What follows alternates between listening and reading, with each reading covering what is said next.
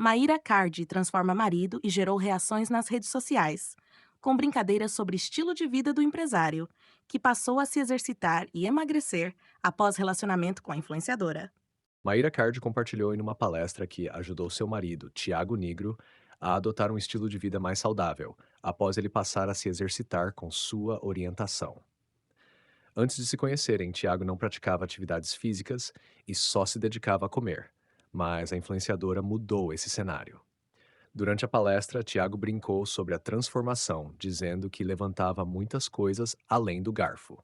O momento gerou discussões nas redes sociais, com internautas divididos entre críticas sobre a forma como Maíra falou sobre ele e elogios pela transformação do empresário, que compartilhou seu antes e depois nas redes sociais.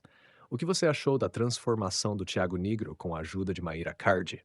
Quer ver mais notícias imparciais, sem viés político? Curtiu? Aí soube.